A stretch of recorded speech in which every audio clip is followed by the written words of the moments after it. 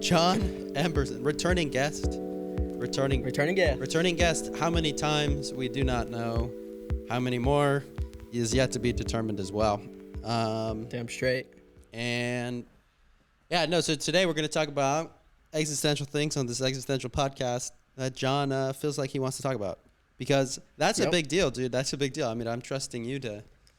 You're handing over the gauntlet? I'm trusting you only with something to start off the conversation with. And that's... I've never let anyone do that, so you should be grateful.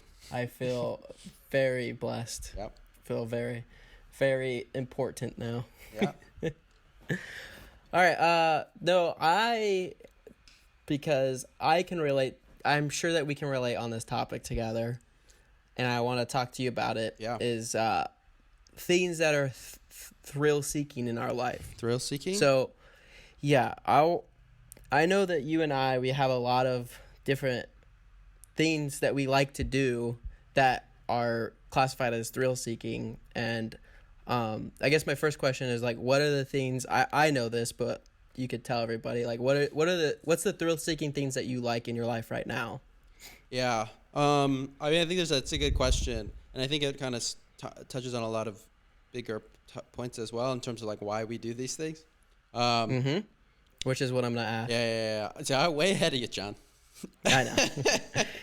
Well, you're usually on the opposite end, so you know how this works. So right now, I mean, I'm always trying to do something. That's like the biggest, like what's the most fun, cool thing I can do, and that's like the biggest. I always like challenges, and I think it's like one of the things that. Actually, like my partner Dorsey and I, we talk about is what type of people we are, and I always tell her, like, I'm really a goal-oriented person, so that translates when I want to go do things like that are, in the case of thrill-seeking, like skateboarding. Right now, I'm like super into skateboarding, surfing, riding your motorcycle across the world, like, you know what I mean? Like, it's like, yeah, it's always been like why I think, like, yeah, I mean, those are like the big things. Those are the big things in my life that I point to. It's like, I'm never really satisfied with it. And it's funny because especially like coming out of the Marine Corps, like we were just talking about, like before this podcast started, was like my job in the Marine Corps was like such a intense job. It was like you get put into like a roller coaster times 100, and they give you like a machine gun to go shoot stuff out of. Because for those who don't know, I used to be like a Marine Corps helicopter crew chief, which is like a door gunner in the back of helicopters, and so that's a very thrill-seeking, stressful, like life and death sort of thing every single day. And once I got out, I feel like I was like, well, what am I supposed to do? Like, what? That's all I know how to do. That was my first job. I never knew anything else. And then so I kind of like, from there, I was like, well, I guess I'll go ride my motorcycle. Like, I'm going to go ride my motorcycle out, and then did that. And then, we started surfing. We started to learn how to surf. We started getting into skateboarding.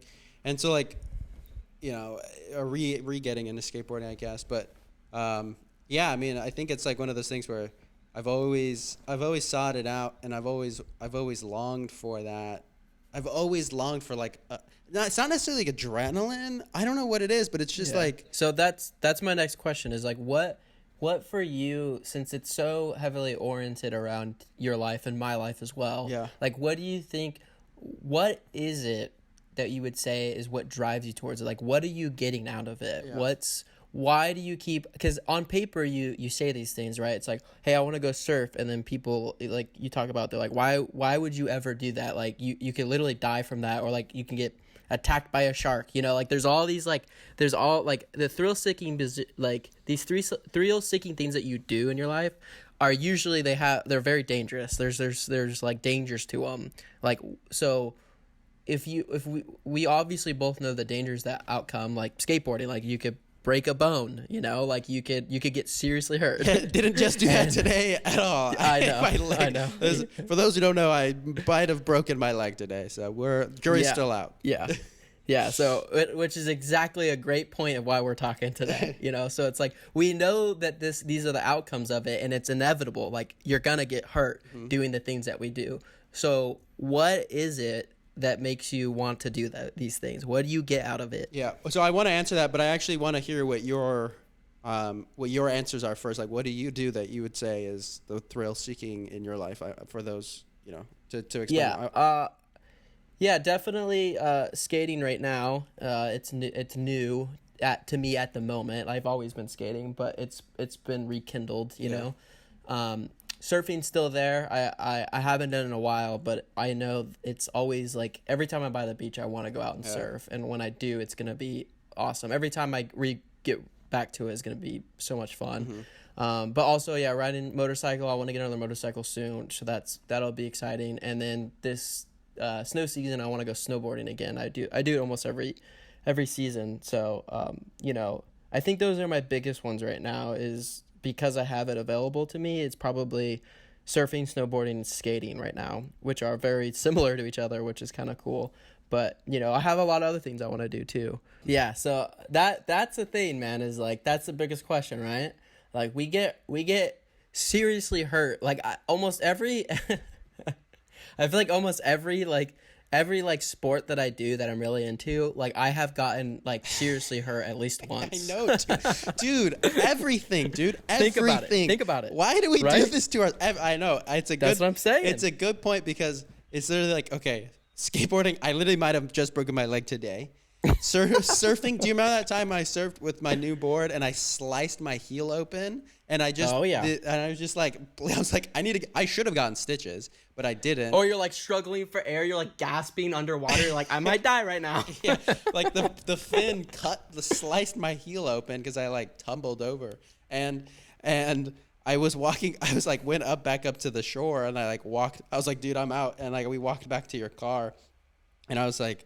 Just a trail of blood behind me. I should have gone to that. Didn't heal right. Like I remember it took forever. I was like, why isn't this healing? Like it's taking months. And I was like, I mean, it didn't like get infected or anything, but it was like bad. And I was like, I just put a Band-Aid on it for a while. I was like, wrapped it up. Like I should have gotten stitches. That's the thing, man. Is like we have gotten like time and time again. We've both gotten like seriously hurt from the things that we do. Yeah, and like it's funny because whenever I'm in that situation where like I get hurt, I'm like, God damn, like oh shit, now I'm gonna be out. I'm like, I just realized that like I put myself in a position because I wanted to because I like it so much. I know. Dude, I know it's stupid. Like I got the motorcycle accident. Like that was big. Yep. Like dude, it's just everything. It's everything. But you know, it's a good point because it's like, would I want to stop?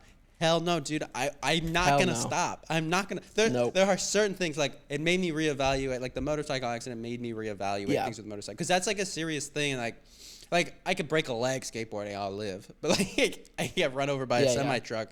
Like not as good of a outcome. You know what I mean? Of course. Yeah. So. Yeah. No, and with different sports comes with different dangerous parts of it too. Like there's more severe ones out there for sure. Yeah, like drowning when you're surfing, easy, dude. Like it's dude, it's like even like I started talking to my friend and she's like, "Oh, you surf?" And I was like, "Yeah." And she's like, "Isn't that John Dorsey brought Jaeger, a cold frozen Jaeger." Dude, hey bro, just drown it down. Yeah, I was gonna say just drown it down, dude. Okay. There's actually you'll be fine. Yeah, it's just put it on. Dorsey's like, this is for your spirits.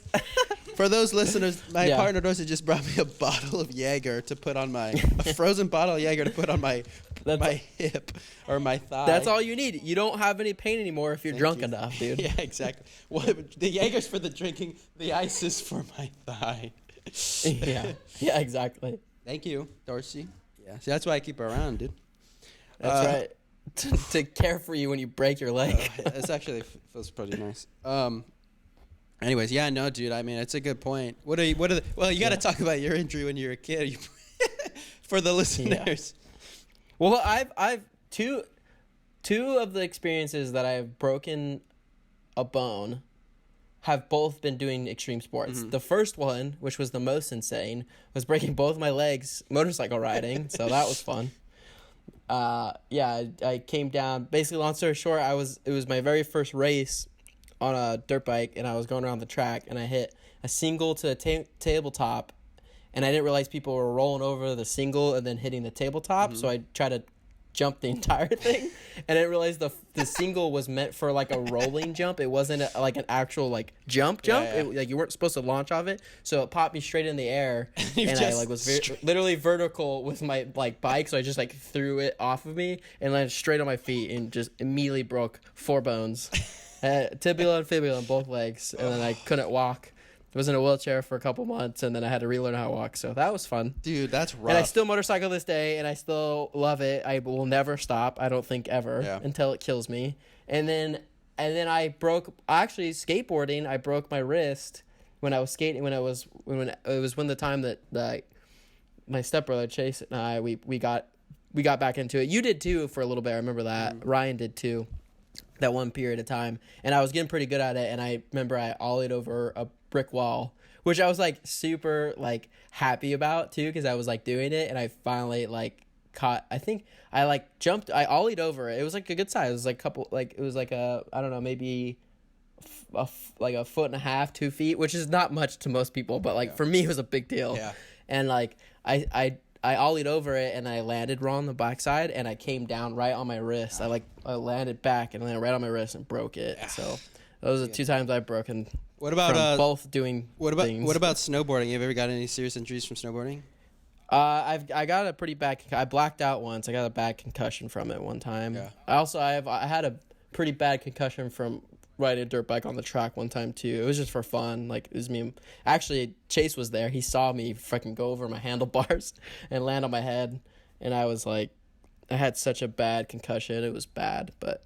Also snowboarding, I clipped an edge going down a black diamond, and I just remember like clipping an edge and landing like with my face, or sorry, my back facing like the bottom of the run, and I like just remember hitting my head on the snow, and then I woke up and I was at the bottom of the run. Like I didn't realize I like tumbled down the whole mountain. Christ. It like I hit my head, but I hit my head so hard on the first initial hit that it like made me knock out. So that was fun. My head hurt. You had a helmet on, right?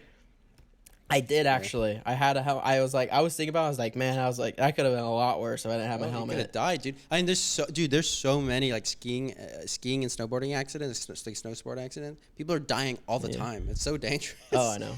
No, it's really dangerous. Like I said, it's like there's dangers to all the shit that I do. You know, there's ones that are not as extreme as others. You know, but still, there's any normal person that like doesn't like to do like, you know, like outdoor thrill seeking like stuff. They're like, why would you ever do that? I'm like, you know, when you really think about it, you're like, yeah, it's a good question actually. Yeah. Well, I think there's a lot of reasons for it. And it's going back to the question that you just asked. Like, why do people do these things? And we're in good company. Like, there's many people who like do far crazier things than we do. True.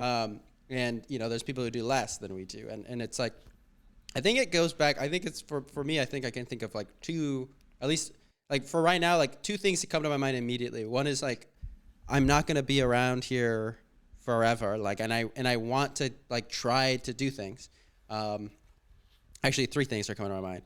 The other one being, I just seek a challenge, you know what I mean? And like a physical challenge actually, like I'm always trying to like seek physical challenges for whatever reason. Like it's just like the type of people that we are is just like super like energetic and like high octane, like people that like want to push themselves physically for whatever reason. Like that's just the way it is. Like that's just like I don't know, that's kind of just like embedded into me. And then I think another reason is like it's just fun to do those things. Like there's you know, there's a reason why people are going skydiving. There's a reason why people are throwing themselves down massive hills of concrete or you know, drowning in the ocean, just trying to learn how to surf, or you know, like flying like doing crazy things. Like there's a reason why people all do these things, because it's so much fun to not just be like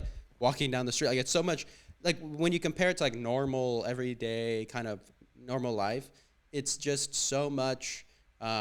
It's so much it's so much more thrilling and so much more exciting to like go do something cool and gain like the physical reaction that comes from it, and then you just feel better because you're also just moving your body and stuff. So I think that's those are like three main reasons.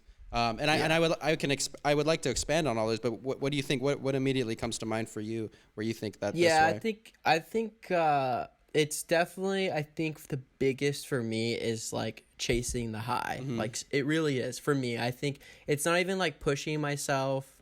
Like it is part of that. Like don't get me wrong. Like I like the physical aspect of it. That's huge. But the biggest one I would say is like the reward I get from it. Like if I hit a perfect wave, and then like I like pull out of it like super easy, and it like everything went perfect on it. It's just the best feeling ever. It's just, it feels so nice. Like I just, you know, and it's like I'm constantly trying to chase that every time, you know. It's like, or even landing like a kickflip on a skateboard and I land it like pretty good, and it's like, like heck yeah, you know. Or like, you know, I rock climb and I complete a whole set the first time.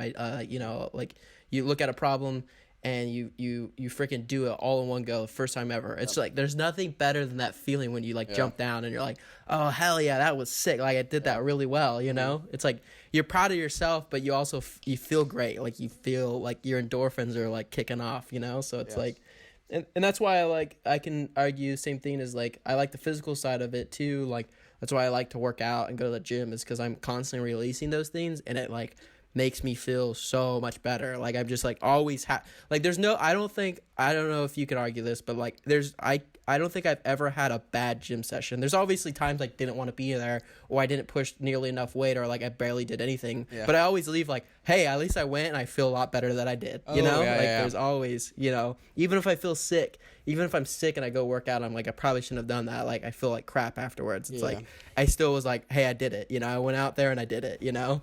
So I think it's that. It's like, and it just gets amplified when the more extreme the sport is. Like if it's something that like I know there's a lot of instances that we could talk about, but the one that comes to mind is when we did that surfing session in the storm, you and I. Like I was buzzing. Like I swear I felt like I was on drugs, because I was like so insanely like high in octane, like all my, you know, like I was on beast mode. Like everything was firing off in my head, like I could die right now, you know. It was so intense. The adrenaline was insane, and like I constantly like am seeking that feeling, you know. No, I totally understand. I get that too, for sure. It's like it's just so it's rewarding when you do those sorts of things. For that context, we were surfing in San Clemente. We went to San Clemente to go. Well, we were in San Onofre, and we like went there on a storm for whatever reason. We were just like, well, this is the day we're gonna go. And we showed up there. There was like 3 people there, and they all like were just like looking at the storm. We're like, we're the only ones in wetsuits going out there. Wetsuit, we actually are going out. And we're like, this is a good idea. And I remember like Pat was like, dude, you were a little bit hesitant at first. And I was like, dude, let's just go. Let's do this. And then as soon as I started paddling out, I was like, well, maybe this is a really bad idea. And then I looked at you and you're like, dude, come on, let's go. Let's keep going. And I was like, like we're just hyping each other up. Like when I had doubts, you were like, let's do it. When you had doubts, I was like, dude, we got to continue. That's the only way it worked out. That's funny you bring that up, because the only way it worked is because I was super hesitant at first, and then as soon as I was in the water, I was like, there ain't no going back now. I remember I surfed like 2 waves, but we were out there for a while, and I was like, the rest of the time was just getting pummeled by water. Getting pummeled. Paddling. I just remember paddling the whole entire time. It was so exhausting, but oh, dude, like the couple waves that I hit were like the most adrenaline, like packed wave I've ever been on in my life. Like I said, it's like I always look back at the moment. I was like, man, I was having a blast. Like I was terrified. Don't get me wrong. I was scared shitless, but I was having a good time doing it. Yeah, dude. I think that's the thing about surfing too. It's like I love skateboarding, like motorcycle riding, whatever, but like surfing, I don't think there's anything better than that, because you're like, it's not only it's not only like when you catch a wave and you're riding like the face of a wave. Not that I'm like doing like crazy. No, I know. Like 6 foot overhead, like 14 feet waves. Like I'm not surfing that type of wave, but like just catching like the waves I can catch. Like it's just there's nothing better than that because it's like you're in nature, and I think that's a big part of it as well. It's like when you're snowboarding, when you're even skating, like you're just outside.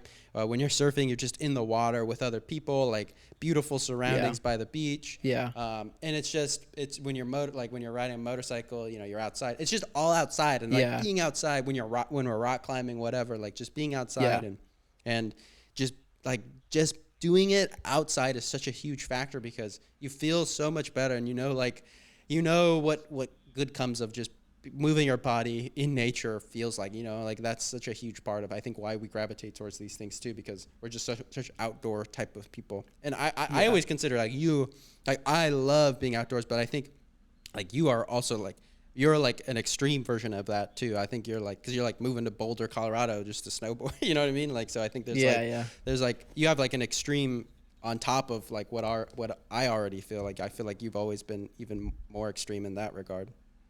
Yeah, I think you just touched on a good point too, is like the fact of being outside. It's like, for me, it's like the raw part of life. Like I feel like whenever I'm in those scenarios, like being out in the water surfing or like hiking a mountain or something like that, I'm like, this is like when I wake up out of the matrix and I'm like, oh, okay, like I'm actually living this life right now. Like it's like, because like when you go to the 9-to-5 job and like, there's certain aspects in your life that you have to have. I get that, but like that's why I like to have the hobbies on the side, the thrill-seeking things, because as soon as I put myself in that situation, I'm like, I'm living the life. Like I'm living the life that I should be, because I'm actually enjoying my surroundings. I'm out with people that enjoy the same things. Like I'm in the raw, beautiful nature part of it. Like that's like back to our roots. It's like it goes back from like caveman days of like where we came from. Like it's so much deeper than just to be like hiking, like walking on a dirt path. Like it's so much more than that. Like not to be all like cliche and like stupid, but like I think that's the highest. Like you feel like you're actually doing something like with your time. You're like you said, you're out in the water. You're like, I know that not one time you and I both can say that you're out in the water and you're like, I'd rather be somewhere else right now. It's like never once, you're like, oh, this is the best place to be right now, No, I totally agree with that. I think it's really important too. I mean, this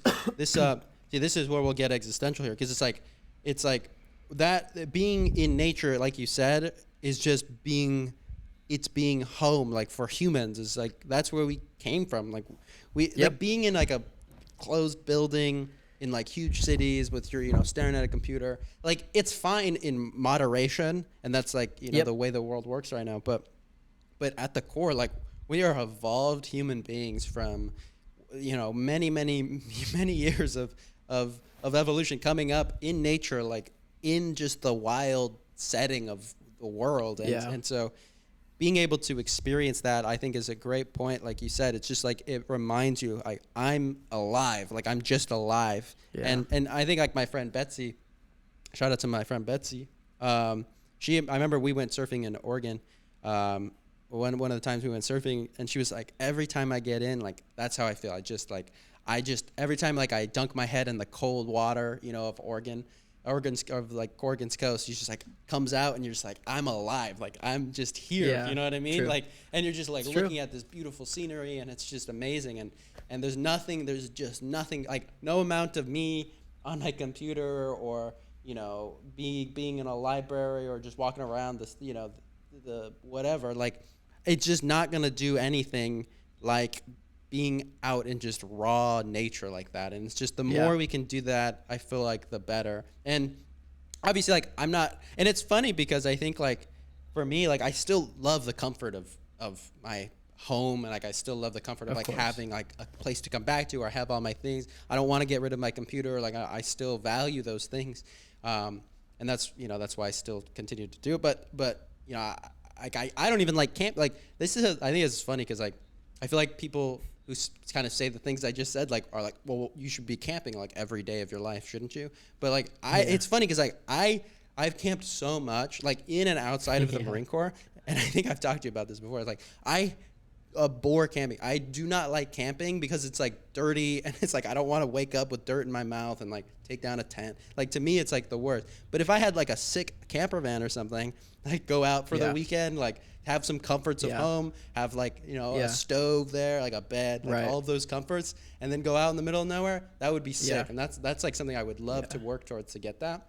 Yeah. But true. But you know, I don't want to just be in the dirt, like, you know what I mean? And I no, of course. But I don't know where I was going with that, but yeah, being in nature is always number one. Well, I think it's everybody has a different moderation of like what they can handle. But yeah, I think you bring up a good point at the beginning of what you're talking about is if you think about anybody who's doing well in their life, at least the people that I think of that I'm like, oh wow, like I wish I could be better like them, you know. It's like people that are like meditate and they hike a lot, or they're out in nature a lot. They're always doing events, they're always meeting people and stuff like that. And it's like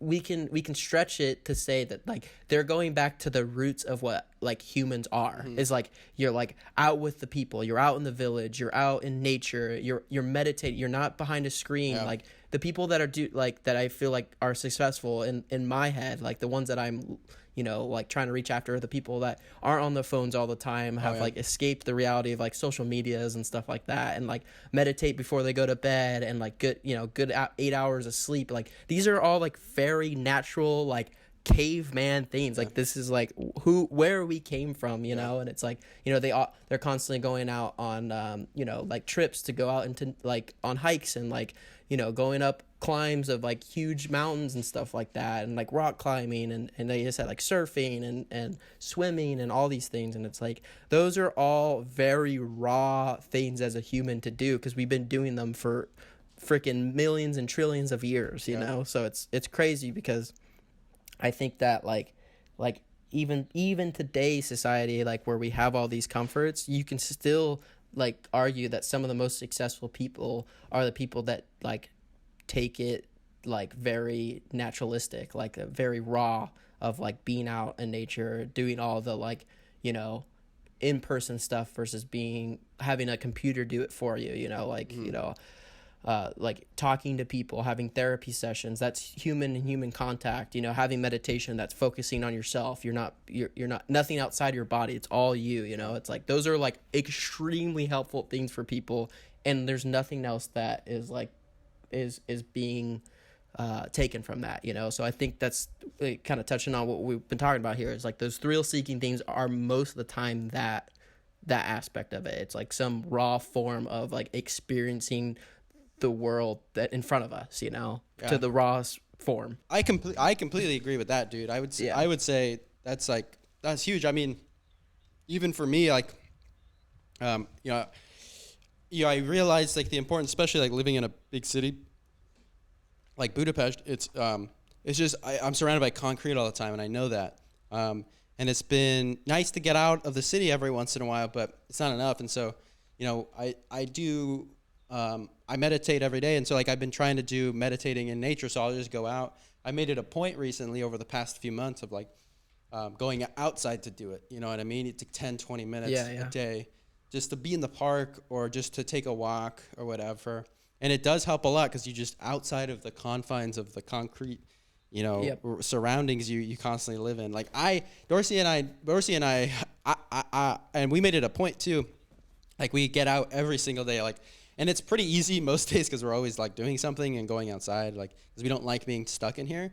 But I don't know how people do it, where they just sit and like they don't leave their house like for days on end, because I would literally go insane. I don't think I could do that. You know what I mean? Like there hasn't been a day we've been here where we didn't leave the apartment. You know what I mean? Yeah.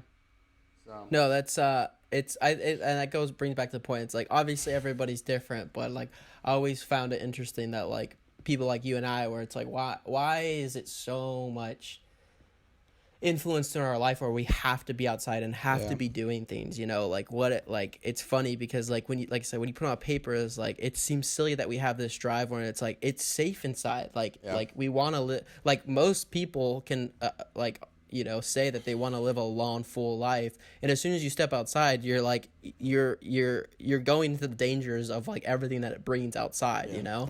And it's like, you know, on paper, it's like, why would you not only go outside, but also like ride a motorcycle that's incredibly risky? Like you could die from it, or like go out in the ocean and be attacked by a shark, or go out into the, you know, into the mountains and fall off a cliff or something like that. Like there's all these things that are like, you're risking your chances tenfold as soon as you put yourself in those situations. But like those are the things I like doing the most in life. You know, it's like, you know, it's like I think it really is like what we talked about is there has to be some type of reward in order for you to do that. We're not just doing it because it's like, yeah, I want to, like, you know, I'm not the person where it's like, yeah, I want to get close to death. It's not like that. It's like, you know, some people it is extreme like that, but it's like, it's more of like, oh, like I get such a high off of it because it's so thrilling, it's exciting, you know. It's like, when I tell stories, I'm not talking about, oh yeah, that one time I stayed at home for 1 week on straight. It's like, no, I talked about being out in the mountains for a week straight, living in the cold snow, you know, like that's the exciting part, not living at home. Like who cares? Anybody does that. You know? No, totally. Like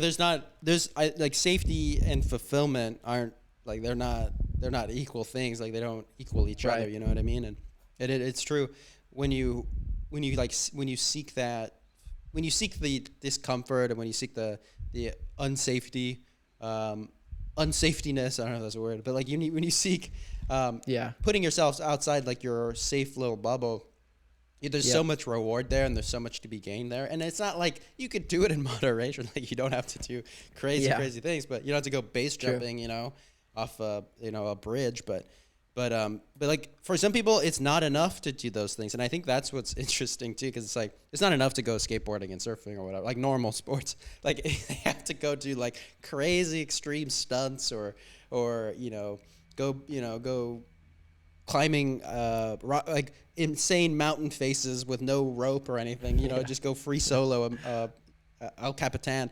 Like it's insane. And I think what's so interesting about like those type of people is because like their threshold is so high, and like for whatever reason, like that's just what calls them. And I think it's like, it's so inspiring too, because it's like for normal people like you and me who aren't doing that, we do our fair share, but not like that. It's like, wow, like what is the human body capable of? You know what I mean? It's like we are capable of so many different things. And, you know, that's where we come from. And we're evolving into a different type of atmosphere and a different type of environment. But it like that, our sense of nature, our sense of being like where the grass is and the trees grow, like that is always a part of us. And I think there's also something here too, because like I remember writing in my poetry class. I remember we talked about like I remember being like really interested for a while about like what nature is, and like why we like we are always, and this is something I kind of do get not annoyed, but I'm always like, I kind of get like annoyed about, but like it's like I get what you mean when you say like in nature, like we're always in nature, you know, like we want to be in nature away from this, and like we have to realize too, like this is also nature. Like building a city is a human, it's a part of everything. You know, we've built, it's like a beaver building its dam in the river. Like we are humans building, you know, our cities. And it's a great, amazing, beautiful thing. But at the same time, I think it also is still, it's still nature. It's still natural process. It's still like, there's nothing that can't be unnatural about that. But there's a different element to when you're getting away from what we're always constantly ingrained in as a modern world in 2023, where we look to like what it used to be like when we were like really, you know, really in the wild, really in the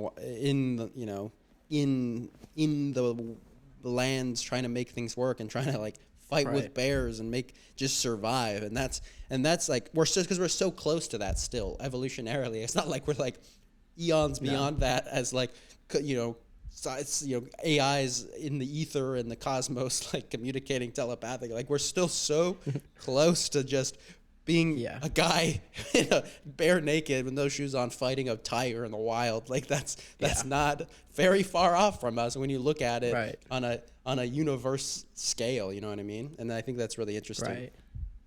Yeah, I would argue a little bit of like there is a difference. Like I agree with you. Like these are just a more fortified shelter for us. Like we've always, you can even look back in nature. It's like, okay, even caveman days, like they had a cave. Like that was a protection from them from the outside world. They didn't just live like in the dirt. Like yeah, maybe sometimes with a campfire, but like usually they had like some type of shelter. Like we do have these comforts. Even if you go back to the most raw form of humans, like there was some type of protection that we had for ourselves in order to feel comfort in that way. But like I think it you make a great point too. It's like we're so close to that like we still feel that. Like there might be a time where we adapt, where it's like, oh, you know, we are so far, like we don't need to be like walking in nature because that's like very primitive, and like now we just like know exactly what we need in the city or whatever, you know, whatever the case may be. But it's like you said, it's like we're not far away from that. So it's like I think that we still are born with that like natural desire. That's why we do crave of like, when we say we want to be out in nature, I get, you can argue that like, you know, being in your home is part of our natural, you know, process and everything. That's being into our canvas teepee shelter. Like you can argue the same thing. It's just more modern, you know. But it even for the fact is like there's still a drive to be in untouched. Like we have not, like being out in the trees and the dirt, like not like we didn't make that. That's like what this world that we came into is, like this untouched raw beauty of what this earth has to offer. We still have a craving towards that. That's what we've always lived off of. That's what we've always experienced. Is like there's nothing more than what we have on this earth, you know. Like that's what we're used to. So it's like we're still so close to that point of our like evolution that like no wonder why we seek it out. Even if people aren't like much of like an outdoor person, they're just like, oh, like I love looking at the leaves during the fall, you know. It's like we all have some type of tie to it because it's like what we've been experiencing for millions of years, you know. There's still that like attraction there because we're so close to from where we came, you know. I think that's what it is. Yeah, I mean, we are so close because like that's, I mean, and it's like a different type of nature, you know what I mean? I think that's kind of a better way to describe it. True. It's like, it's not, because like then we're getting into like the semantics of what nature is, which I kind of, I mean, I like discussing those types of things too, but I think it's like a different type of nature. It's like we have human-made nature, and then we have nature that humans really didn't have play a part in, and so the nature that humans don't really play a part in, that's the nature that's so gravitating, because we didn't. That's where we came from. That's what it was, and I think that's like so. I mean, it's just so nice. And then, you know, being humans, like we just were like, well, how do we have like the most amount of fun in that nature? We're like, well, we'll put snowboards on the ground, and you know, we'll build ramps, and we'll go and, you know, try to. Well, these waves look like you could put a board on them. Like it's like you know what I mean? It's like I bet, and that's like so recent too. It's crazy because it's like surfing was just invented like not long ago. Like surfing is like it's like, you know, like it's invented in Hawaii like not that long ago. I don't know when exactly it was, but it's not like these things are like crazy far away. It's just like the more we evolve, the more we evolve towards like an indoor species, the more we realize the value of getting outside, and there's a balance, you know what I mean? It's like some people like that's all they want to do. Like the only thing they want to do is be outside because they don't really see personally they don't really see a value to being inside, which is awesome. Like that's super cool, and those are the people that, you know, I mean, like live out in the wild their entire life, and that's sick. But you know, like I think there's a happy medium for most people where, especially now in like this evolved you know age that we live in, where it's like there's a healthy balance between the two. And I would say like the healthy balance, it's not necessarily even a balance.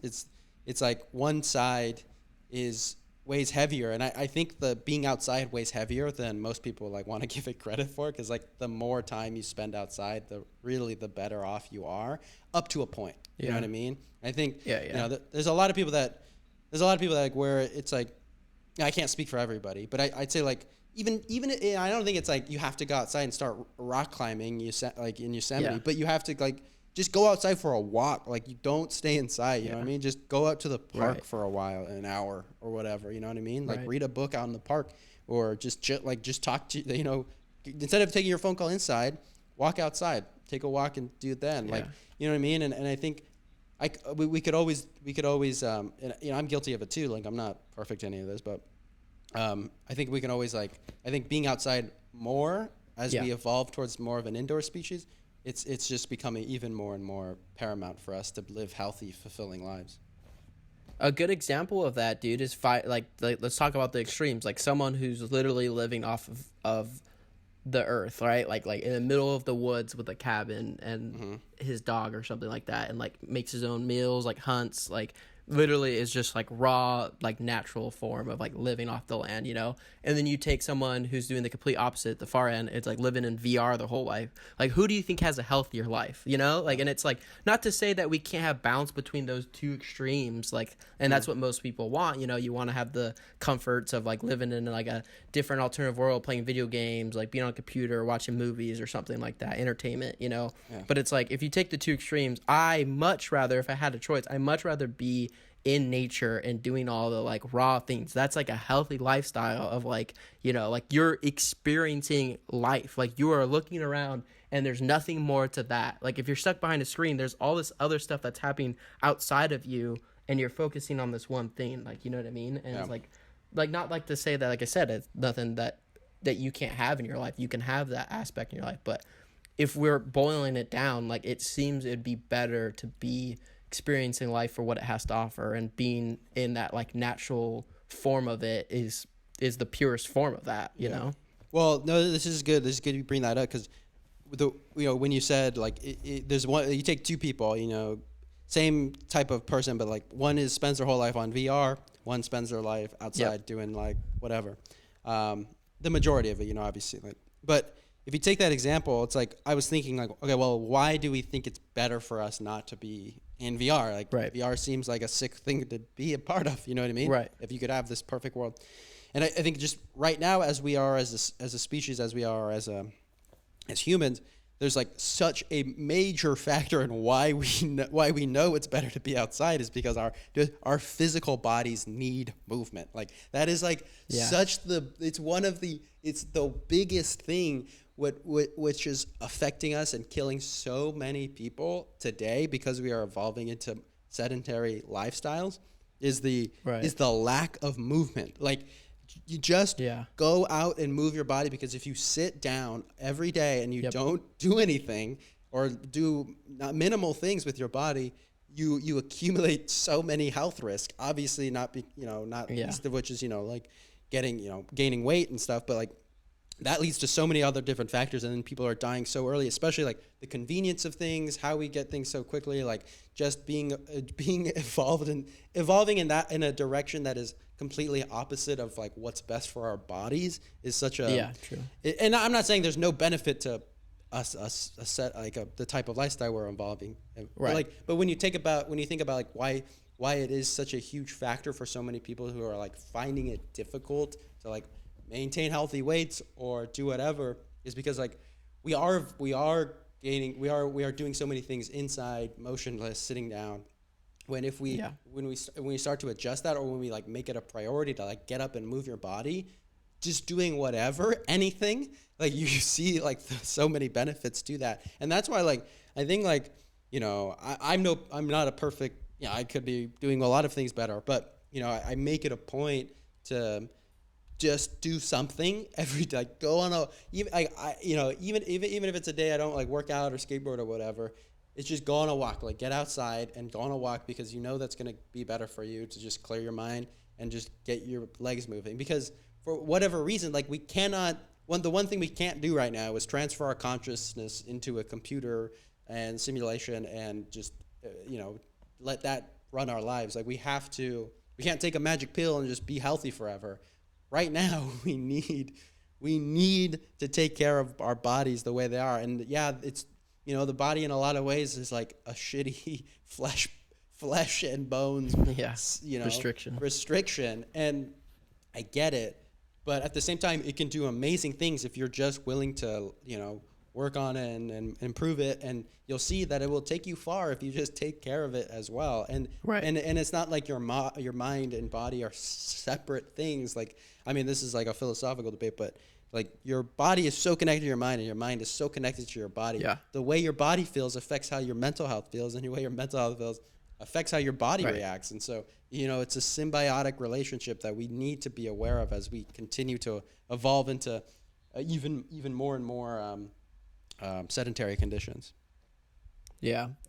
Yeah, no, it's interesting. I think there's a good balance between it. Like you said, it's like that's why I think you could argue for most people you want the balance of both, is like, because we have a lot of like insanely like helpful tools in our life that didn't that we didn't have 20 years ago, and it's like now we can utilize those things. Like now we can hop on a computer and your like mental health is out the fucking wazoo, and you can meet someone that's going to tell you exactly what you need to be hearing and talk you through these things. And it's like, we only have that because of the comfort of like technology and stuff like that. And yeah, you are sitting behind the screen, but what is that doing to you mentally? It's helping you, and it's like, but then also you can argue it's like, as soon as you end that video call of like talking to your therapist or something like that, go for a walk. I bet you'll feel even better about what you're doing, So it's like, I think it's having the balance of both of it. It's like, like you said, like being physical with your body, like like feeding it the proper nutrients, like working out, moving it, experiencing life, and then also like using the tools that we have in life and for you to be mentally stable too, mentally happy, like having the experiences, having relationships, talking to people, like dealing with your issues that you're having in your life. It's like those are all battles that happen inside your own head. Like that doesn't necessarily mean it has to be physical, but it does help a lot. If you're balanced on the physical part, you're most likely balanced on the mental part. And if you're not, you have to equal out the two. If you're only working out and you're not thinking about anything, I'm sure you can be in a bad place too. Like you could be like, like I said, these extreme people that are doing like thrill seeking and they're like trying to die. It's like, that's not a healthy life, like you're obviously trying to escape something, so it's like, you're having the balance of like being physical and also like being like, hey, I want to come home, so like I don't freaking don't come home to my girlfriend, like she cares about me a lot, that means a lot to me too, like I don't want to be stupid with my life, so it's like for the average person, like it's good to have a balance between those two lives, is like totally.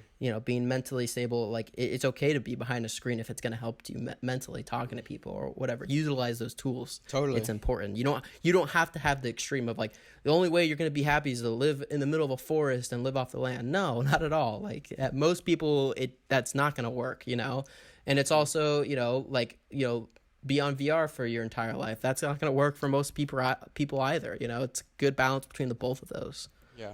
No, I totally agree. And, I think when you take like the two extremes, like one extreme being like you said, like, or like a guy a person who runs ultra marathons, like I'm running 150 miles tomorrow. And you're like, that's insane. Like, shitting themselves at like mile 98 or whatever. Right. You're like bleeding from all your orifices.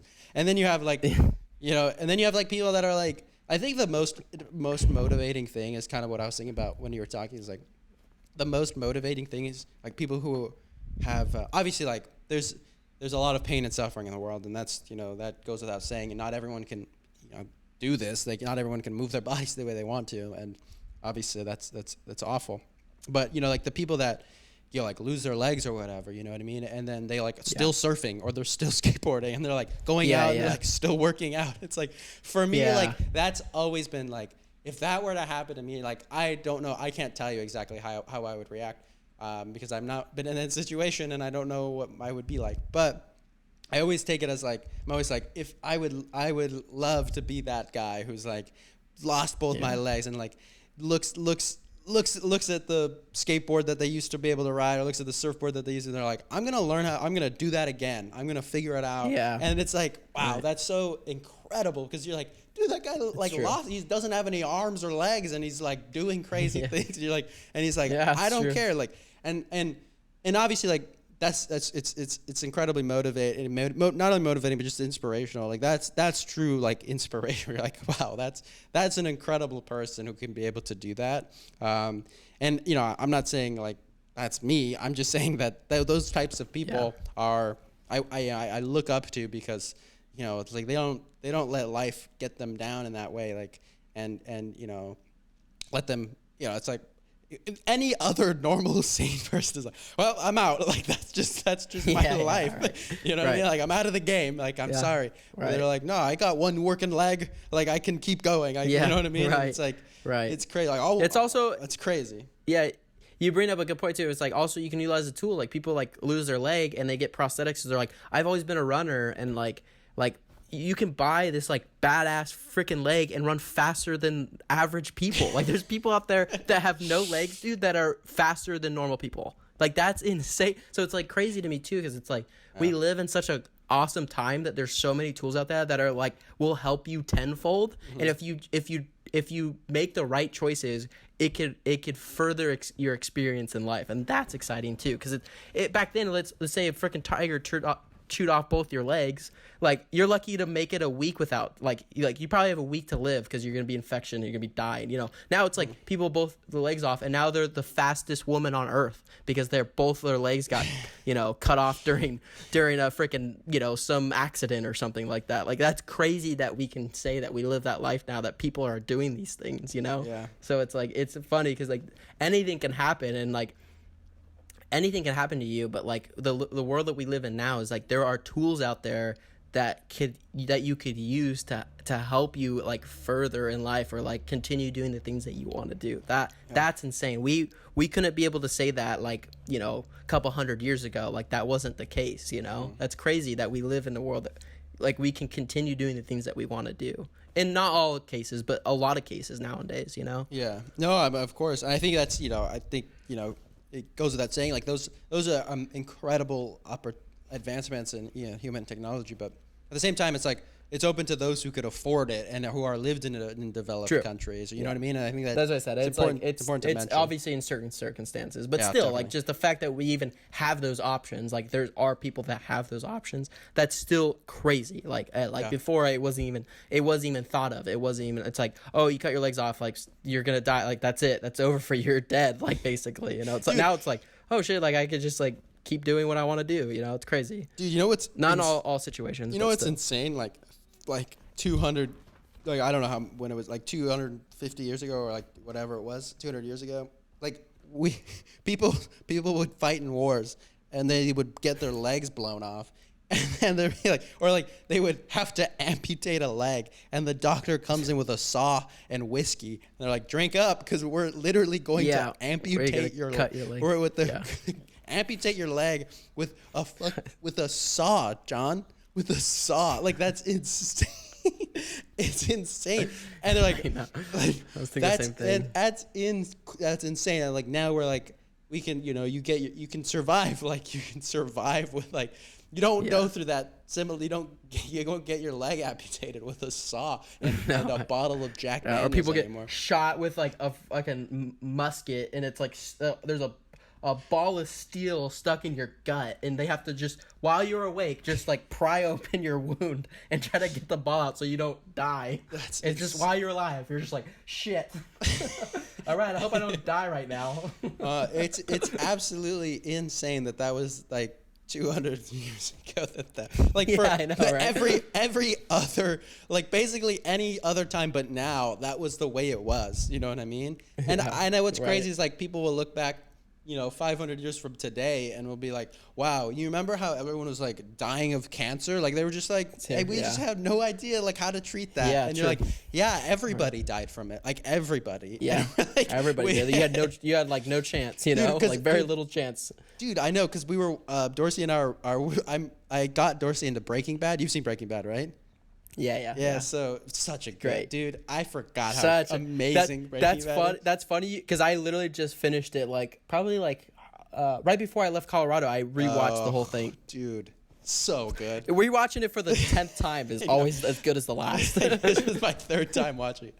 Is the third time? Yeah. But where we watch, I haven't seen it in a while, so it's like pretty new to me too. Fresh, right. And I would, because I was just thinking about like cancer, because Walt has cancer, and I was like, wow, like we're going to look back 500 years from now, like, well, what did you do with people who had cancer? Well, we just blasted them with radiation. Like radiation, yeah. Just like, you're killing them. You made it worse. It's like, yeah, but that was the only thing that was like some people reacted well to it, some. And like the other people, most of them would die, you know? Yeah, like, I know. Jesus, man. Like what happened? And like even the people who were like, cool, they worked, like it messed them up. Like they still like, you know, they got sick, lost their hair, they threw up all the time. Like it just awful side effects where it's just like complete chaos. And we're just like, yeah, well, this is the best we got. We're just gonna put them in a tube and blast them with radiation and just see if that works. Like it is crazy. Yeah. Crazy. No. I mean, it's funny because people talk about that for a long time. It's like it is one of those things that's been around for so long that we still, even with our like modern medicine that's been amazing recently. It's like cancer those things where it's just like, well, if you got it, like depending on what stage you are and like what you have, like they're like, yeah, it's like, yeah, chances are super slim. Like you're like 1% you'll live, and it's like, holy, like that's crazy. Like you said, we can look back and be like, what the fuck are we doing? Like, like we're killing people faster when they had this disease. It was super easy to cure. Like nowadays we just take a pill or whatever. It's like it's crazy that we're gonna think back on that. And like you said, you look back now, it's like we used to like cut people's like legs off with a saw that was like you cut off like three other people and then you infected them and they died because of infection. Not necessarily that you cut it off wrong, but you infect because you had a dirty blade that you were cutting off. So it's like it's crazy because we look back and we're like, how dumb were we? It's like that's all we had. That's all we knew how to use. Like we didn't have anything else, you know? It's like it's crazy to think back at that, and it's like, yeah, because we had no idea. Like we hadn't learned the skills yet. But we look back and we're like, if that happened nowadays, like fuck, man, like that's like some raw torture shit, you know? That is, it's crazy. It's like it's barbaric when you look back on it. But back then, like that's why you always have to give context in the time it's due.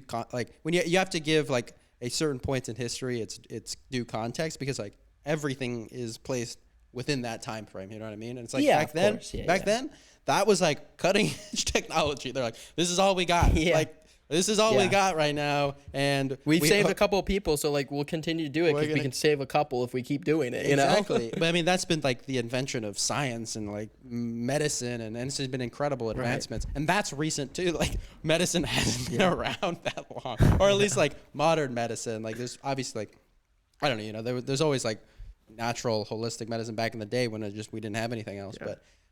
Dude, not even that long ago, we all believed that we were the center of the earth, like the universe. Like we thought we were in the center of it. Like we were the most important thing in this universe. Like everybody believed that. Not that long ago, dude. Yeah. That's crazy. You know? I know. It's dude, like we've come such a long way in such a short amount of time. I know. It's insane. Dude. Like the Black Plague was like, you know, God's just punishing us. Like we're just like, I don't know. Everyone's just dying. Right. Like imagine being like, we don't know anything. Everyone's just dying. Yeah. Like I don't know. Everybody's just dying. Yeah. Or you hear a thunderstorm. It's the first time you ever heard it, and you're like, oh yeah, like the gods are like mad at us. You know, like that was your only explanation because you had no like this insane loud, bright and loud noise that happens in front of you. You're like terrifies. You're like, I have literally no clue what is happening right now. No one knew. You just looked up and were like, yeah, it's these like other beings that are mad at us right now. Like that was the only explanation. But the thing is, like, it's crazy. It's crazy. Not that long ago. If I was that person back then, I would 100% be like, yeah, dude, look in the sky. We're doing something wrong right now. Like it's like totally justifiable. And you're like, oh, the sun is shining. Okay, we're good. Like keep doing what we're doing. Yeah. And then as soon as like thunderstorm, like tsunami wrecks our entire city. Like we're like, yeah, okay, let's not do that again. Whatever we did, let's not do that again because something is clearly mad at us. And so like wrong, yeah. I totally, but then it makes me like super optimistic and super excited for like the future and like when we think about like stem cell therapy and like stem cell research and you know like genetic modification. Obviously, there's a lot of like moral questions around that sort of thing. But like then there's so many like crazy advancements where like human life when we're thinking about like human life extension and like how we can you know really we can make humans that are like you know are guarded against like so many diseases and stuff like that which we're all just dying of from now. Like imagine that. Like imagine being able to be like, oh yeah, like my genes are like I don't gain weight, like I stay a healthy weight. I can't ever get cancer. It's just not a thing anymore. We don't have it. I have perfect vision. Like I keep all my hair always. Nobody loses hair anymore. Like we're all built like Olympic athletes. You know what I mean? Like it's just like crazy things that are like, I mean, like you're just like, that's crazy. I mean, again, there's a lot of, I'm not even touching on like the ethical and moral stuff, but when we just think about like that's coming in the future, because those are the types of advancements that are literally being made right now. It's crazy to think like, what is humanity going to look like, 100, 200, 300, 500 years from now, which is not far. It's exciting. I mean, the best thing I've heard was, I forgot what the scientist said it, but he's like, if you take like your thickest Harry Potter book, right? Or like a dictionary, like a huge textbook, right? Yeah. Like that is like human life is like that. Like let's put human life in that timeline is like a book, right? A huge book. The exciting part of like modern medicine and technology, cars, just like things that we have in today's would be the last sentence of the last page, dude. Yeah. That's like, for like how long we've lived and how exciting it's been in the past couple of years, like that's how small of a part, like it's like, it's crazy because like I know we could both say like we live in an insane time right now, like we live in like so many fast moving things and like things being invented every single day, so much more research, everything's happening all at once, so many more smart people that are like born today that have the tools that they can further their research. And it's like it's just such a small portion in our entire existence as humans that it's like, holy crap, like we have a long way to go, Oh yeah, we're in the beginning. This is just the first start of the explosion. That's it. Like we're at the very beginning of the explosion. Yeah, no, for sure. I mean, we are long due for some good. I mean, it's like, it's one of those things where it's like it's just cool. Like it's just cool to think about, because like, we're the ancestors. We had ancestors, and we're going to be the ancestors of some other future generation. And like, who knows where that goes? Like, who knows where that goes with like AI and all these other things where we're considering like what is consciousness? Like, what does that mean to be aware of anything? And like, how does the human species evolve in with intelligences that are greater than ours, and all of these crazy things.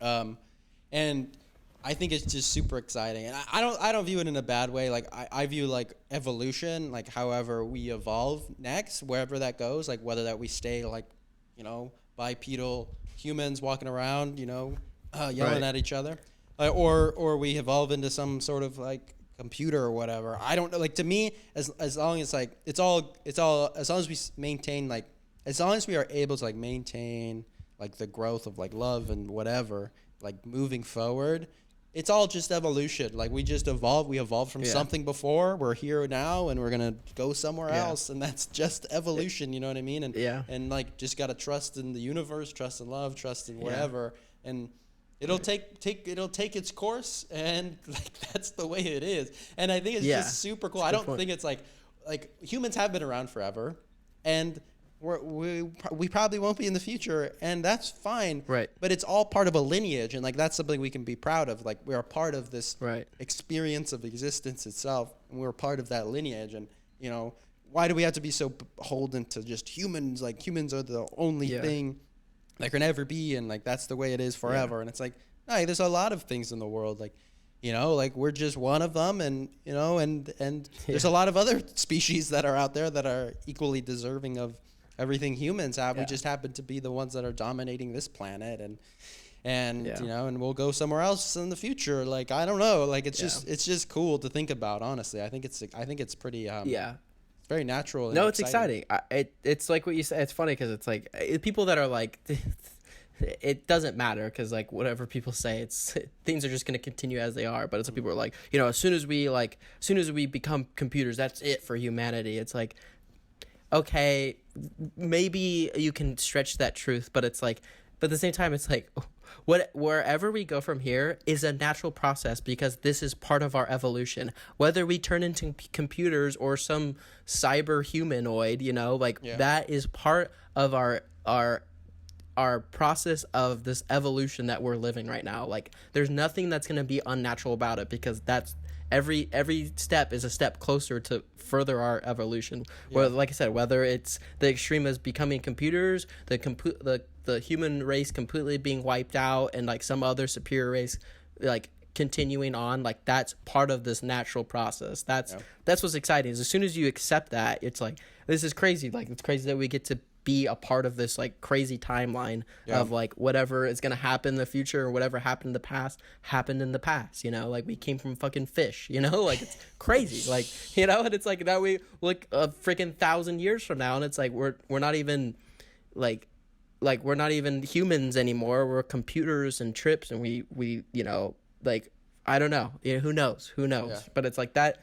you can still argue like we're limited in how we are humans, where it's like, oh, like that's as soon as the natural process stops, as soon as we become robots. It's like, it's not. It's just we can't think further than that because we're limited and to the timeline that we're in this place. It's exactly what you said, where it's like, you know, at the time of sawing people's leg off, that's just, like, in that timeline, that was the ultimate thing to do in that moment, because that's all that they know. It's the same as our process now. It's like, oh, you know, the best person or the best human to live right now are the ones that are, you know, furthering science and furthering research and stuff like that, you know, and like, I don't want them to become a computer. It's like, yeah, but maybe that's just the next step, you know? Like, it's as simple as that, you know? Totally. And it doesn't have to be a bad thing. And it's like you said, nope. We can always, we can only view existence through a human lens. Like, that's just the way it is, you know what I mean? And other creatures view it from there, like fishes view it from their lens, dogs view it from a dog lens, birds view it from a bird lens. And that's just the way it is. That's just the way it is. And so, but we all came from existence itself. Like, we don't know what happened at the Big Bang. Like, that's the crazy. Like, we just look at the Big Bang and we're like, we're just dust from that. We're just carbon and whatever. Like, we just came from stars that exploded, and that's just us. We're just molecules, dude. Just molecules that can talk and think. Like, that's what's crazy. Is like, human, like, it's not like we're being naive if we're like, humans have we're just we're not being naive. We're just not admitting to ourselves like humans are the apotheosis of a human of the universe's evolution. Like, we're the top of the heap, and like right now on this planet, in this thing, like, that we see ourselves in, like, maybe that's not even true. Like, maybe that's not even. That's probably not even true anyways. But that's in your own head. It's like, you think about it, right? That's where we're limited. Is like, we think even at this time, like, even if we were smart enough, like, I don't know the answers because I'm, like I said, I'm trapped in my human brain. But even if we're smart enough, we're like, okay, well, eventually there's gonna be like a stronger, you know, species than us. But like right now, it's like, oh no, we're the top of the food chain. It's like, maybe I just don't see the fourth dimension, and there's people that are all around us that are looking at us like we're fucking ants, you know? Like, I have fucking no clue, dude. Exactly. I have no idea. You know what I mean? Man. So that's what's exciting about it. Is like, we're only seeing it in our own perspective because those are our limitations. Dogs have limitations. They only see in the moment. They only experience everything that they're seeing, you know? It's like there's like you said, you're seeing it through your own lens. Doesn't mean that there's other lenses that exist out there that are way different, maybe more, you know, intelligent or more intuitive than ours. Like, we have no idea. We're limited to our own brains and how we think about things, our constructive patterns in our brain of how we piece things together is completely different from other things. We have no idea. Of course. Yeah. No, I mean, this is what led me to not be like, I think, like, for a while I was like, I mean, I'm not religious, but I'm spiritual. So it's like, we don't know, like, science doesn't have all the, like, science doesn't know, like, science, like, science is, like, very important, obviously, and really beneficial, right? And we should be denying that. But at the end of the day, like, there's so many unanswered questions. That's the point of science, is to understand what these unanswered questions are. But then at the same time, like, there's limitations to that as well, because, like, you know, we look at, like, well, what brought it, like, you can always ask the question why until you're blue in the face, and you will come up with the answer that's like, I don't know. Like, we just don't know. And that I don't know is what's the most interesting thing to me, because, you know, it started really kind of bringing me on a path that was more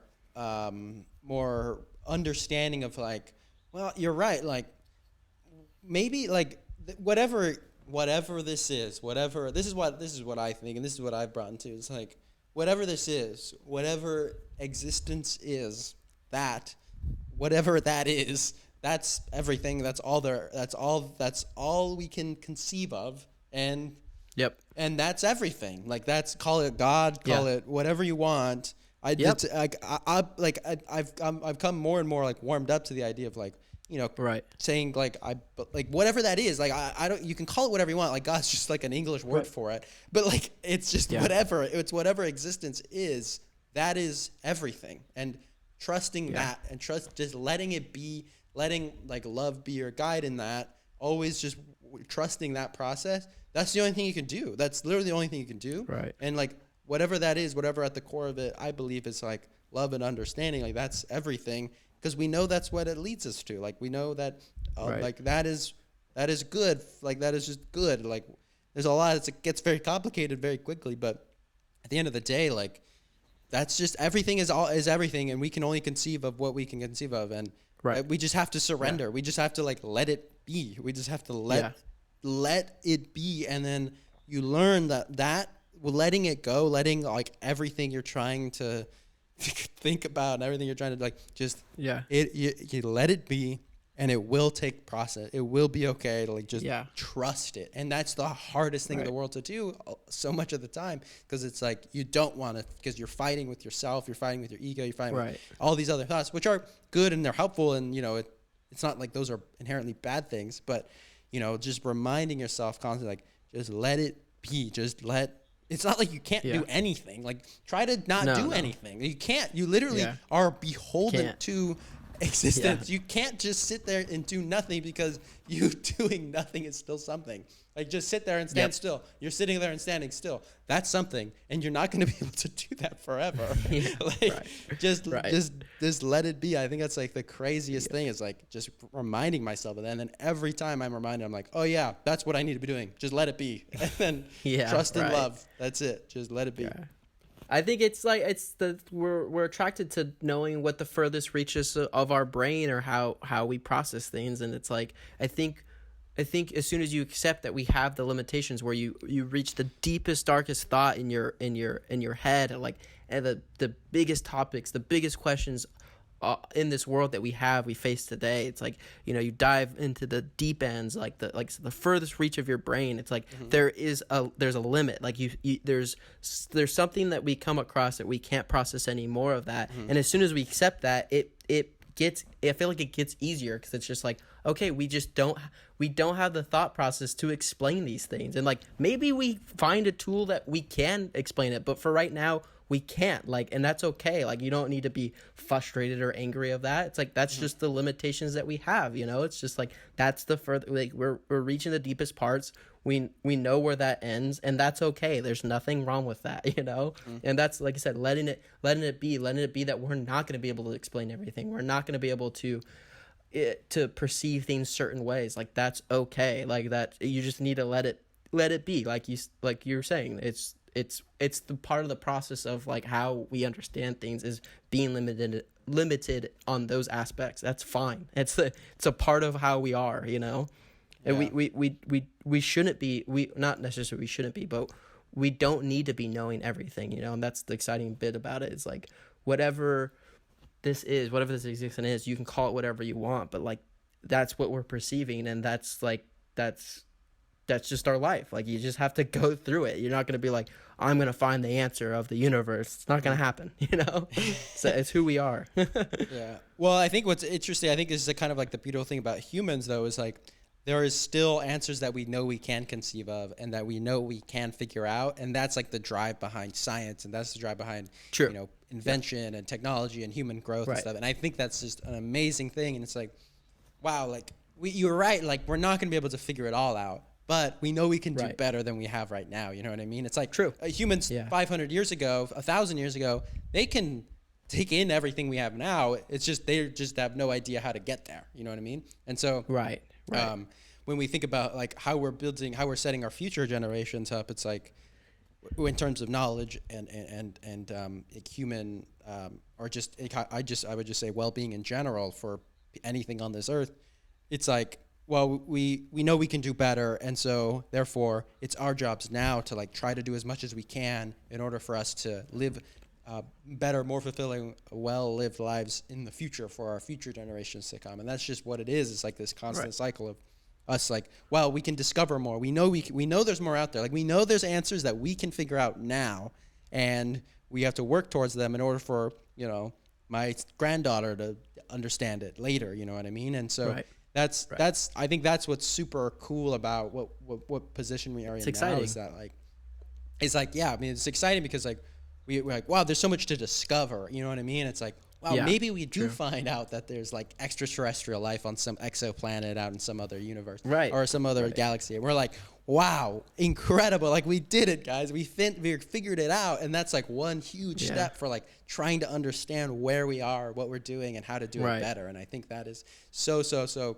exciting and beautiful and cool. Like that's what gives me so much excitement for humanity and like what we can discover and everything that we're doing is like, we're trying to do better. We're trying to work towards a better future, and it's just it's so cool to see. It's such a delicate thing too, man. It's like, it's exciting because it's like, you know, like I see like we look back at our timeline as humans of like how much we have achieved and like how much we've learned, you know, and it's like I think we can both say like every decade we're giving tools for the next generation to further our advancement in this world of like figuring out things like living longer and like perceiving things differently and like, you know, just like figuring out these like massive steps in life, and like we're building blocks of each other each generation, but like we're fragile enough where it's like all it takes is the sun exploding and we're dead, you know, like it's crazy that it's like it's so fragile that we have this like certain time, and it's like it's all because like for whatever reason the universe as we know it right now is in harmony enough for us to exist, if that makes sense. It's like we could be gone in an instant if like one thing is out of balance, you know. And not to say that the universe is perfect, like there's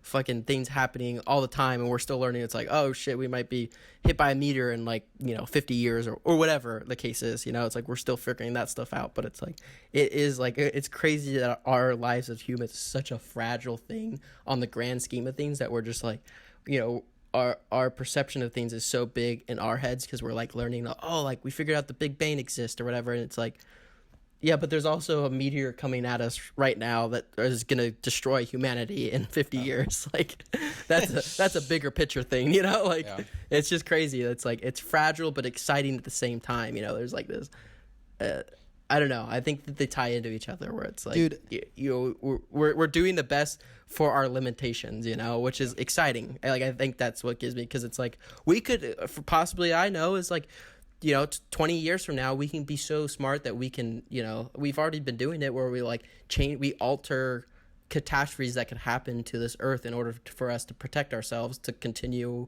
the human race, you know, like that's exciting too. Like, it's crazy that we could be smart enough to like actually alter things possibly too, you know, that are like inevitable. That's what's crazy too.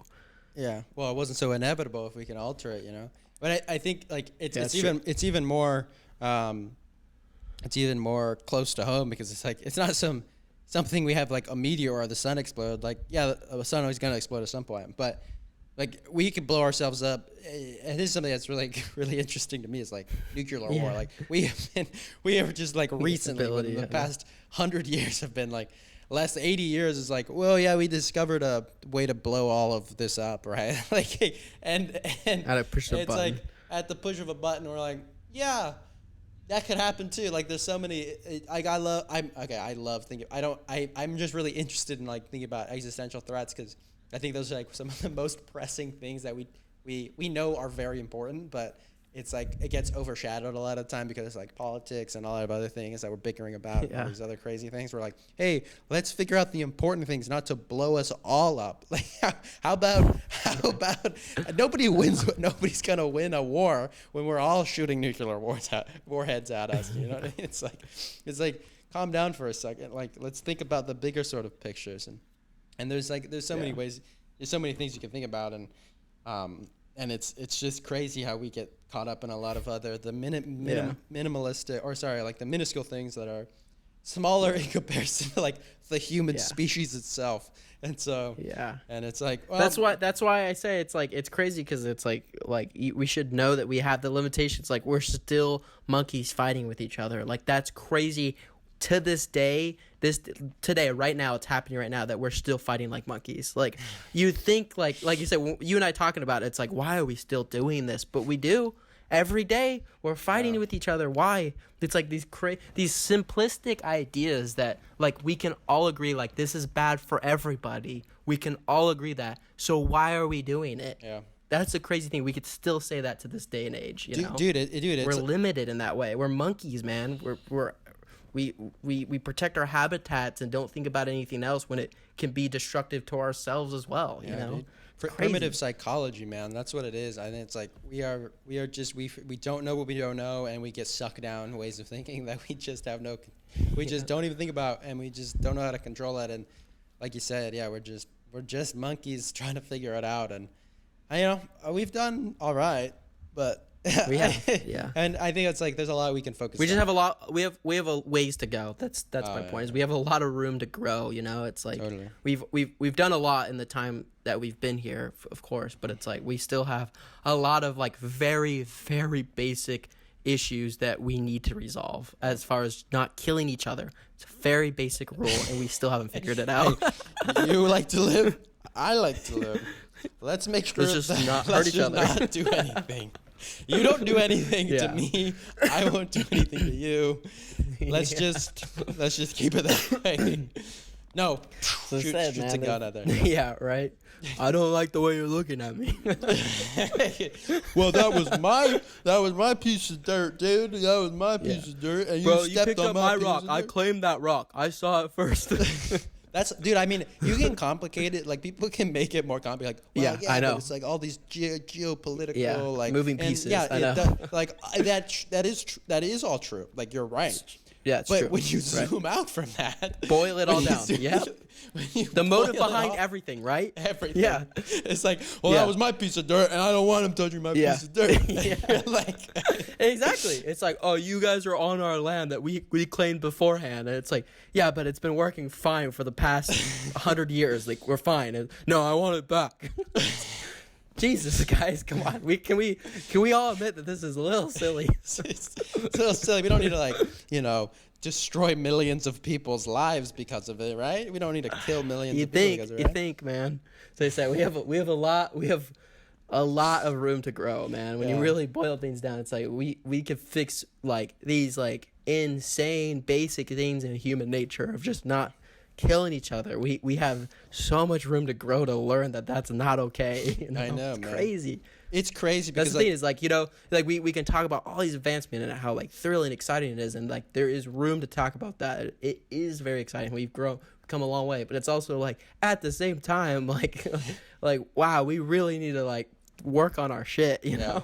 No, it is interesting, and I think about like this is why I think I gravitate towards like philosophy, because it's like such a bigger picture than like politics. Like, I've never wanted to be a politician. I think political philosophy is very interesting, and like there's a lot to explore there, like why people think, and psychology behind human minds and stuff.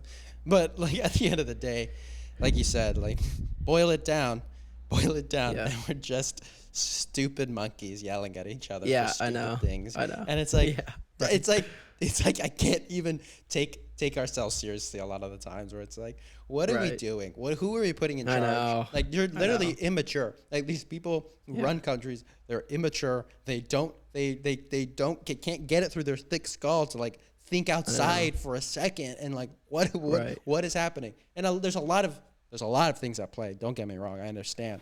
Right. I don't know what it's like to be a world leader, and I don't plan on it. But at the same time, like, think for a second, guys, and we can come to better solutions than what we've been coming to for the past however long we've been alive.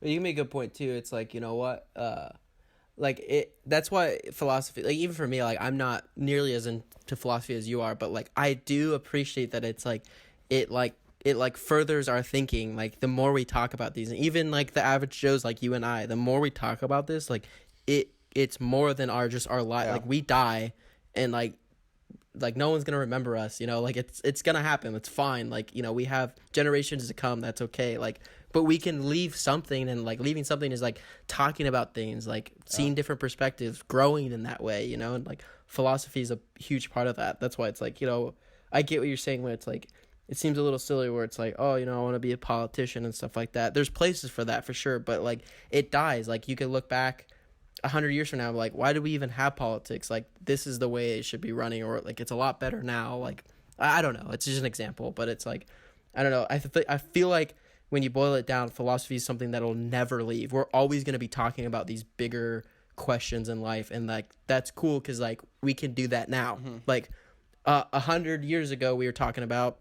A million years ago, we were talking about it, and a million years from the future, we're probably still going to be talking about it if we still exist. You know, like that's what's crazy is like it's conversations that will no matter what advancements we have in life, we'll always be asking these questions. That's exciting. Yeah, totally. Yeah, I think it is exciting, and by no means is like any one topic. Like philosophy is not the answer to all the problems. Like philosophizing all day isn't going to, you know, cure my neighbor from cancer or whatever. Like that's you know, that's just what it is.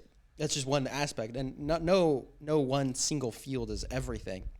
But it's when it's when you talk about it, like you said, like the best form of communication. This is why I like just podcasting and having conversations with people. Is like the best thing we have right now to empathize and to understand another person is to talk to them. You just talk to them and try to understand their situation, their side, and you know. I do it through one way of thinking about it. Another person does it through another way. And as long as we just continue talking and try to like just put our own selves down for a second and try to understand another person's perspective, you know, it's the best tool we have right now to try to understand it. Maybe we come up with something better in the future. Maybe we just automatically know everyone's minds in, you know, through the ether. I don't know. Like, I don't know. But right now, this is what we got, and we got to talk about it in our slow, dumb human voices and try to dumb it down for everyone else who's not like myself, who's just not smart enough to grasp everything all at once, and try to limited, man. Yeah. You know, we're limited in ways. Like, but I said, we're doing our best for what we got. Like, I'm sure you have this too. It's like even when I talk to you on this podcast, it's like there's times where I'm like can't even think of like the way I'm trying to describe something or like talk about a certain thing. Like I have this day, it's like I'm limited in that way. Like I seriously cannot function higher than that. Like I'm talking to the furthest abilities that I got right now, and like I'm gonna continue, and like you can't take that away from you or I. But it's like there are times where I'm just like I wish I could be explaining this better. You know, it's like, but I can't. I don't know how to. You know? The only way I know how to is to continue talking and getting better at it, or like. Like talking to more people to understand their perspective and then having my own take on it. But like until then, I'm just going to continue like as best I can, you know. No. It's crazy that we're limited in that way. Yeah, totally. I mean, it's a skill like anything else, you know. It's like we all have certain aptitudes. And this is like something that's a huge reason why I want to go to university is like I just want to learn to talk about this better, and I want to explain it better. Yeah. I want to understand it myself more, and then explain it better for other people to get it. Because I struggle so much with trying to understand certain. Obviously, I'm dumb. Like there's so many concepts out there I just don't get. I'm just trying my best to understand it all, and I know how difficult it is because it's impossible to understand it all. But you know, if I can do my part to kind of understand it more and just share conversations, then that's all I can do, you know what I mean? And I'll you know, I'm not gonna get worse at it the more I do it. Yeah. And I think that's just huge. Why I just want to, you know, it's important just educating yourself in any field, like whatever you do, like understand it more so you can explain it and pass it on, and then those people will understand it better than you did. And you know, it's just that everything is pass built. Their knowledge on. Yeah, everything is built on the shoulders of giants. Everything, like we didn't just come up with a MacBook. Like it's not just didn't just appear. Like we had a long time figuring it out. So, you know, I think that's what's important. From skateboarding to nuclear risk and nuclear proliferation, we have traversed quite some ground here. We have. Just in the words of John Lennon, let it be, John. Let it be. Let it be. And that brings a nice segue into this next this last segment here of the podcast. Always been a segment here. Very, very excited about this subject. Well, okay, so this is the music recommendation. All that existential thought needs to get settled down with some good human music recommendations. So last week, what did you recommend? Yeah, I know what you recommended me, John. I know. Or it wasn't last week. It was a couple weeks ago. Last time I had you on. Yeah. The title makes you feel like crap. Sorry, you're not. Title a makes you feel Sorry, like you're not. Yeah, exactly. Makes you feel like crap. Oh, okay, sweet. Yes. Sorry, you're not a winner by Enter Shakiri. Yeah. And then you recommended me Electric Callboy, Techno Train, and Hypa. I didn't think you were gonna like Electric Okay, Callboy. I listened to both of those, and and now I'm worried about you, John. I listened to. I was like, I listened to fully those songs. I listened to all of those songs fully, and I was like, I don't know if I can continue this anymore. It is not my music at all, John. It's the opposite of what I want to listen to. Well, I literally told you that in the last episode. I was like, I don't think this is, but like I gotta. It's not necessarily like I'm recommending it to you. I'm just recommending it because I listen to it and I like it. Yes. No, I understand completely. I'll tell you my review of it. I know you like good music, but that to me was not good music. For me personally. It's not bad. For me personally. It was like, dude, it was chaos. I listened, especially like the techno or the hype or whatever it was. Yeah. It was just chaos. It was just chaos. I don't know what was going on. The Enter Shakir, the Sorry You're Not a Winner, I thought you would like that a little bit more because it's got kind of the flavor that you got, but it's also chaotic.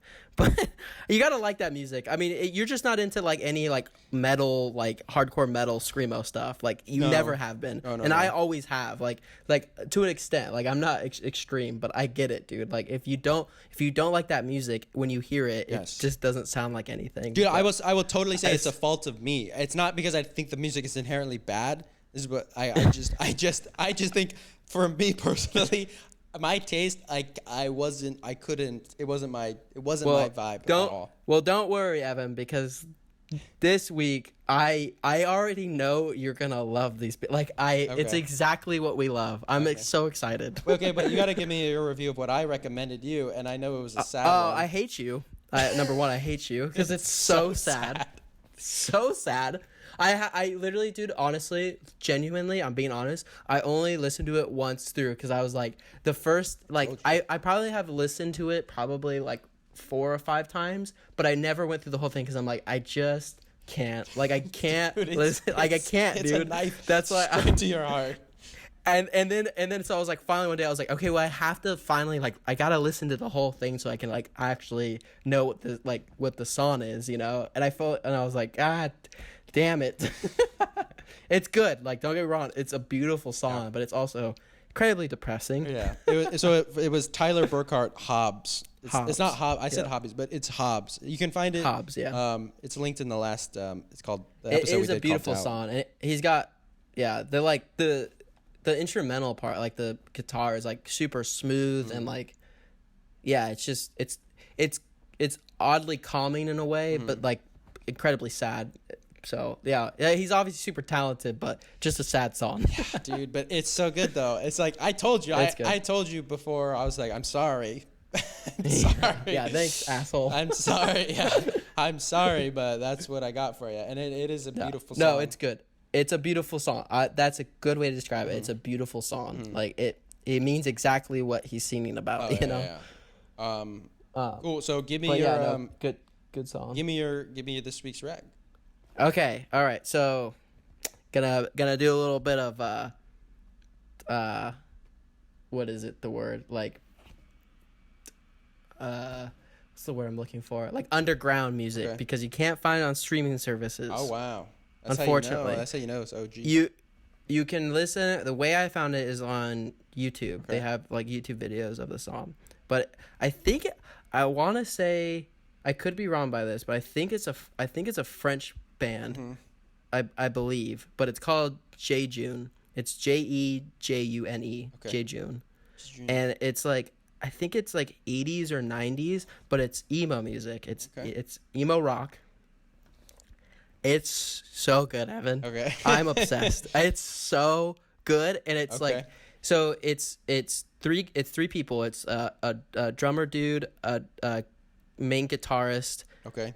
guy, and then a girl who plays bass and does the vocals. They both do vocals. It's like the guy and the girl. But oh, dude, I don't know what. Maybe it doesn't hit as like I'm gonna feel stupid if like you're like I didn't really get it, but like I don't know what it is. It's such good music, dude. It's definitely shitty emo rock. Like but I know that you like that, so that's why I'm excited for you to listen to them. Yeah. But and it's something about the music and with her vocals is so good, dude. Okay, sick. So good. Sick. So there's two songs that I recommend for you. The one that I got into when I first heard it, and I was like, damn, this is good, is called Greyscale. Okay. It's just Greysk or Scale. Uh-huh. And then the second one that I really like is That's Why She Hates Me. Okay. Those are both songs by Jejune. That's why she hates me. It's so good, dude. It's so good. Okay. Sick. It's emo rock though, so it's not screamo or anything. It's definitely like I would compare it to like kind of like Mom Jeans, but like older emo. You know, sick. it's so good though. Okay, but sick. they're not together. So what I've researched, the small amount of research I've done about them is like they were only a band for like I think like a couple of years, like 3 or 5 years, and they broke up and they never got back together. But the music that they made is so good. I don't know what it is. It's such good music. Dude, that's the way it is for some bands where you're like, oh wow, this is really good music. You look at their bio or whatever. Yeah. It's like this came out in 2006. It's their only album. Yeah. They haven't done anything else. Yeah, And it's exactly, like, dude. You're like, wow. No, Yeah. I'm excited to listen to it. It's on YouTube. Yeah, it's on YouTube. sick. That's where I found it. Obviously like the quality is not great, but it's not bad either. It's not like great. Like you could clearly listen to it. Okay, but sick. that's all I've been able to find it on is YouTube. You could probably find it on some other website, but that's what I found it on. They just have like there's people that post like randomly like some of their songs, and those are the two I found by some person on YouTube. But I don't know. I honestly I listen to it in my car. I'll just put it on YouTube and it like connects it to my car and listen on my way home. I'm like, I wish this was on streaming. It's so good. Maybe we can. Maybe you can reach out to him or something. No, yeah, I'm excited to listen to it. Cool. Okay, so I want to give you a good recommendation. I mentioned to you a while ago that I had a good recommendation for you that I think you would really like, and it's been on hold for a little while, so I want to make sure I find it. 1 second here. Okay, it's called. Okay, and what's sick is so this is a Hungarian band, and Dorsey, my lovely partner, introduced them to me. It's called okay. I'm gonna butcher it because it's in Hungarian. It's Okay. It's Nagy Emma Quintet. I'm really bad at it, but it's spelled Nagy Emma Quintet. So it's like 4 people, and they're a electronic jazz like band, and they're super cool. We saw them live. They played like one of the districts here in Budapest. They had like an outdoor free jazz like kind of show together. They put a jazz show together one night, and so we went to go see them.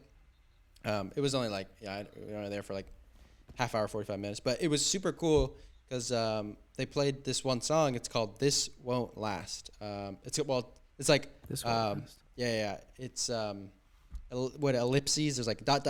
This won't last, and so it's such a cool song though. I think it's like it's got like the electronic, like it's got like a really cool like synth electronic jazz.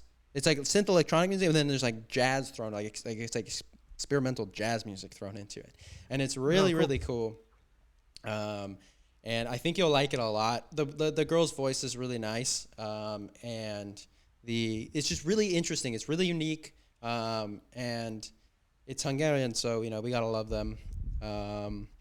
They are really not known. They have like this song is their top song. It has like 7,000 or a little over 7,000 plays on Spotify.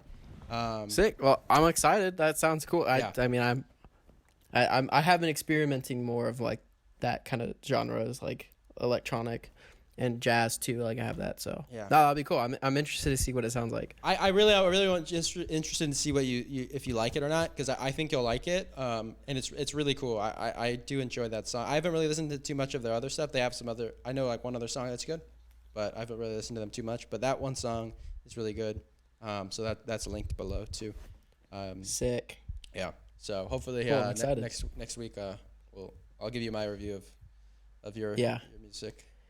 Jejune, so good, dude. Yeah. I honestly really think you like it. It definitely feels like both up our alleys. Okay. I listened to it and then I like started researching it. I was like, no wonder why I love it. It's like an emo band that broke up in the 90s and made incredible music in the short time they were together. I was like, that's exactly the genre I like. Yeah.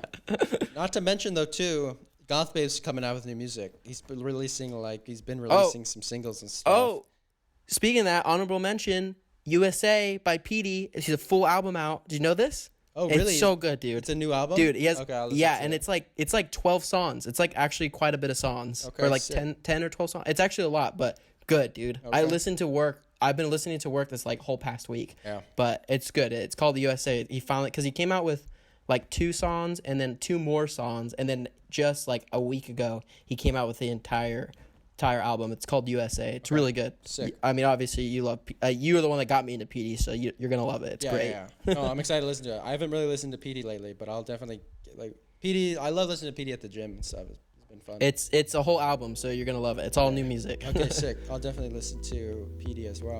Definitely cool. Dope. All right, John. Another episode in the bank. Thanks for being on. Down. Yeah, no worries, man. Till next time. Till next time, John. Get your existential hat on continually. You know it. You know it. Bye. Bye.